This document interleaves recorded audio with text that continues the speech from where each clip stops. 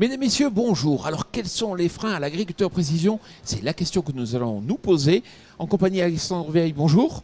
Bonjour Jean-Paul. Vous êtes cofondateur de Precifield. À vos côtés, Robert Dorsmagen, bonjour. Bonjour. Directeur de Orge France. Et puis, juste en face de moi, donc Thibaut Rousseau, bonjour. Bonjour Jean-Paul. Vous êtes directeur technique semences de Calbe. C'est vrai que l'agriculteur précision, on en parle depuis des années, je veux dire presque des décennies, et pourtant on a l'impression que ça ne va pas aussi vite que l'on aurait pu l'imaginer. Ça va peut-être pas aussi vite que ce qu'on imaginait. Effectivement, on en parlait il y a au moins 10-15 ans. Je pense que la grande différence entre il y a 10-15 ans et aujourd'hui, c'est que peut-être qu'il y a 10-15 ans, les différents acteurs qui y travaillaient avaient plus une approche de recherche sur des projets très spécifiques. Aujourd'hui, je pense qu'on est quand même à un tournant où différents acteurs se parlent pour justement essayer de fluidifier tous les maillons de la chaîne pour que pour l'agriculteur, ce soit quelque chose de beaucoup plus facile, logique et accessible. Robert, vous partagez ? Oui, je partage complètement. C'est vrai que on voit bien que l'agriculture de précision reflète un potentiel énorme. Par contre, le constat est quand même beaucoup plus mitigé. C'est vrai qu'on a malheureusement, au niveau des grandes cultures, pas du tout atteint le niveau que l'on retrouve dans l'élevage. Dans l'élevage, l'agriculture de précision, voilà, la robotisation, le 4.0, c'est quotidien. C'est quand même beaucoup plus mitigé à notre niveau, au niveau des grandes cultures. Et c'est assez intéressant parce que, d'une part, on le voit matériellement, c'est-à-dire que quand on rentre dans un tracteur, parfois, pas rare de voir 3 écrans. Nos utilisateurs sont souvent agacés, des connectiques, que ce soit au niveau de l'hydraulique, que ce soit au niveau de l'électronique, ou maintenant même de la pneumatique. On n'est pas toujours, on communique pas toujours très bien. Je pense que là, il y a encore un gros effort à faire. Et le deuxième point, c'est qu'il n'y a pas encore de relation. Et ça, je reviendrai juste en Allemagne, parce qu'en Allemagne, on a quelque chose de très positif, c'est-à-dire qu'on a des groupes d'agriculteurs qui se comparent avec des chiffres vraiment économiques.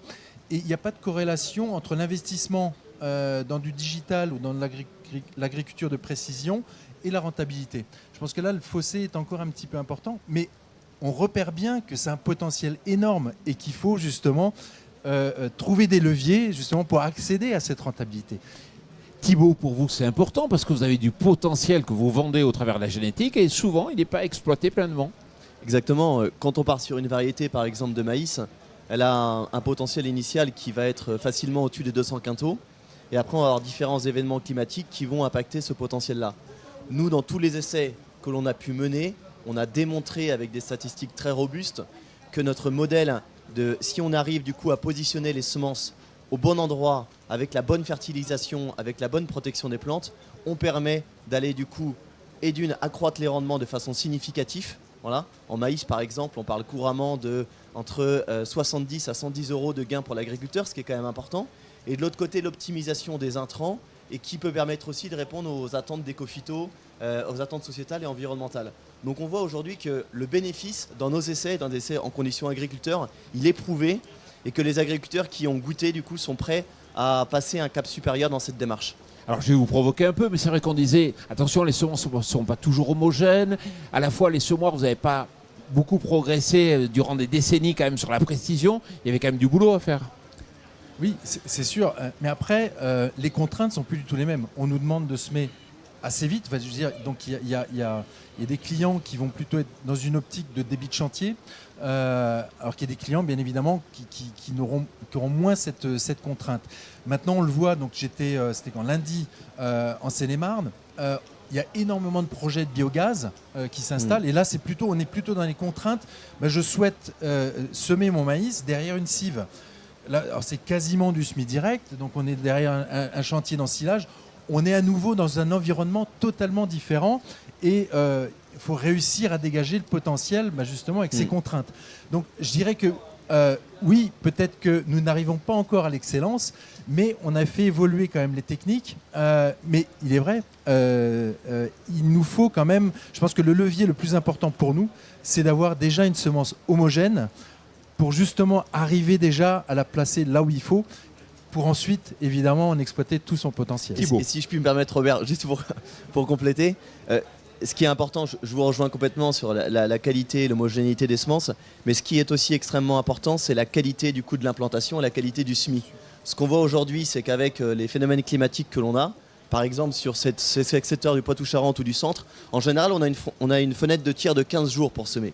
Donc du coup il y a un gros débit de chantier à abattre et parfois il peut y avoir un antagonisme entre vitesse de chantier et qualité de semis. Voilà. Donc avec certaines promesses de semis à très haute vitesse, etc., qui peuvent être quelque part aussi antinomiques avec la qualité espérée d'implantation. C'est vrai qu'on ne peut pas aller vite et semer précisément.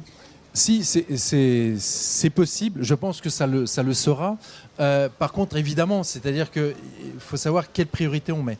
Il est évident que si on sème un petit peu moins vite, la qualité du chantier n'en sera que meilleure. Mais il est tout à fait possible également d'emblaver à de grandes vitesses. Mais là, encore une fois, il faut de la semence à peu près calibrée.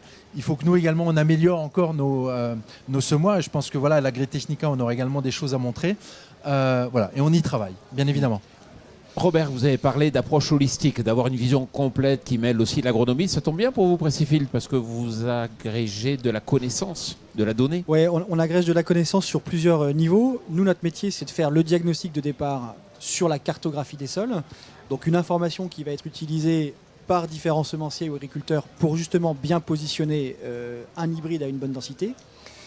Maintenant, on apporte aussi sur notre plateforme des images satellites et des images rendement. Notre objectif, c'est que l'agriculteur il puisse avoir à disposition l'ensemble des images du sol, de la végétation et le résultat pour finalement être à même de faire les bons choix agronomiques. Je voudrais juste rebondir sur un des points qui était évoqué, sur le lien entre semences et semoirs.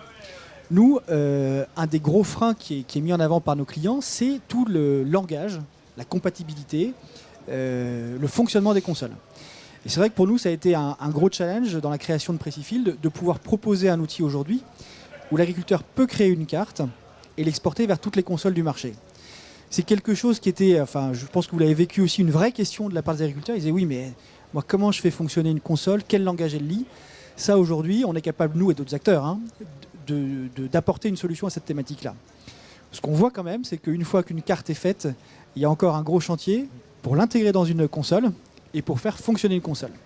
Et là, je pense qu'il y a un rôle très important à avoir aussi avec les constructeurs et puis les concessionnaires qui sont quand même les relais locaux de nos clients finaux et qui doivent être en mesure aussi de former à l'utilisation de leurs produits, de conseiller quand il manque un câble, quand il y a un code désactivé, etc. Et ça, c'est un vrai sujet. Oui, Thibaut. Oui, donc je voulais revenir sur ce point parce qu'on parle, nous par exemple, en tant que semencier, l'agronomie et la connaissance des sols, elle est du coup centrale dans cette approche parce que pour pouvoir être capable de préconiser une variété en fonction d'un type de sol et d'un environnement potentiel, il faut que l'on soit capable de connaître par variété son mode d'emploi. Et pour cela, nous par exemple, on a une cinquantaine de sites au niveau européen, 980 hectares d'essais, où on teste différentes densités sur nos variétés pour regarder la réponse à la densité en fonction du potentiel. Toutes ces parcelles sont au préalable cartographiées par des technologies telles que celles qu'utilise Précifield pour pouvoir faire le pont entre variété, densité et sol. Voilà. Ce que nous, on a pu se rendre compte, fort de notre expérience quand même de 5 ans sur ce sujet, c'est que le principal point faible, le maillon manquant dans cette approche globale, holistique, c'est la formation. Parce qu'aujourd'hui, trouver des conseillers capables d'apporter au niveau d'une exploitation un conseil holistique, à savoir comment je fais marcher mon semoir avec ma carte de sol, avec ma semence, aujourd'hui, ce sont des compétences nouvelles. Donc en fait, je pense qu'aujourd'hui, un des enjeux que nous avons, et on doit le faire ensemble, entre des entreprises comme Précifield, comme Orch ou autres, on doit apporter une approche globale de ce marché pour être capable de proposer de la formation pour que les agriculteurs puissent utiliser ces technologies qui sont disponibles. Mais souvent, du coup, voilà, c'est comment est-ce qu'on arrive à faire le lien entre ces différents métiers. Et puis, il y a un problème d'hétérogénéité du parc de semoirs. Tout le monde n'a pas une Formule 1 du semis. Oui, après Robert, je peux vous laisser peut-être répondre à cette question, mais... Oui, Il faut être réaliste. Oui, il faut être réaliste. Ça représente un coût. C'est évidemment un investissement. Et ces technologies-là, je dirais pas malheureusement, mais ce que l'on constate, c'est quand même c'est plutôt soit des entrepreneurs qui amènent une prestation en plus, une plus-value, soit alors ça c'est plutôt bien, mais plutôt des structures à taille plus importante, avec un renouvellement important, etc., et qui ont cette accessibilité que l'on retrouve moins lorsqu'on a une taille un peu plus modeste. Je suis d'accord partiellement avec vous, Robert, dans le sens où aujourd'hui, je pense qu'on peut avoir deux types d'approches. On peut avoir une approche parcelle par parcelle, et on peut avoir une approche mètre par mètre. Nous, dans l'approche parcelle par parcelle, celle que l'on travaille chez Decalb, Ce qu'on regarde, c'est quel est, monsieur l'agriculteur, votre type de sol principal et votre environnement de potentiel moyen sur la parcelle. Et par rapport à ça, comment est-ce que je peux adapter ma densité de semis en fonction de cette parcelle-là? Ça, n'importe quel agriculteur, sans avoir la Formule 1 du semis, du semoir, comme vous disiez, peut l'utiliser. Voilà. Je pense qu'on est tous d'accord On est là-dessus. tous d'accord, oui. Après, par contre, c'est sûr qu'il y a l'étape numéro 2, qui est du coup le semoir qui permet une modulation mètre par mètre. Celui-ci demande un investissement supplémentaire. Mais on peut aussi se poser la question comment sera structuré le marché demain. Ce qu'on a vu par exemple depuis les 5 dernières années, c'est que de plus en plus d'agriculteurs délèguent le chantier de semis aujourd'hui. Et les entreprises qui prennent les chantiers sont aussi les entreprises qui sont intéressées pour aller vers ces équipements de précision. Puis on parle beaucoup semis, mais la modulation, l'agriculture de précision, c'est pas que le semis. Exactement. Ça démarre par le semis. Mais La aujourd'hui, pulvérisation, oui. voilà, pulvérisation.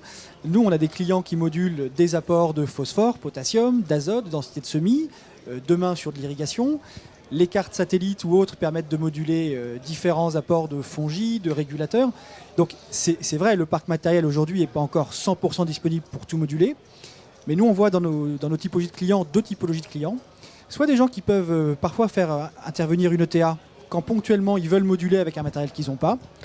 Soit des gens qui aussi vont, avec le renouvellement, qui fait que globalement, je parle sous couvert de Robert, mais que ces options aujourd'hui seront de moins en moins des options dans le futur, et ben vont y aller progressivement. On n'est pas obligé d'avoir tout le matériel pour tout moduler avant de se lancer dans ces approches-là. On arrive au terme de cette émission. L'agriculture de précision, on y croit, on fonce? Moi, je suis très enthousiaste par rapport à l'agriculture de précision. Pour l'avoir vu dans tous les projets techniques qu'on a pu mener, c'est un vrai vent de fraîcheur, en tout cas dans nos métiers, parce que ça nous oblige en fait à reconcevoir nos métiers de façon complètement différente, avec une approche beaucoup plus globale. Robert? Absolument. On est totalement convaincus. C'est un socle hyper important. Par contre, à chaque fois, il ne faut pas qu'on soit déconnecté ou qu'on mette la charrue avant les bœufs. Et ça, c'est un point important. C'est-à-dire qu'à chaque fois, c'est quand même l'agronomie qui est en avant. Et ça, c'est l'agriculteur. Et on le voit, on a des tracteurs de plus en plus confortables, des outils de plus en plus autonomes.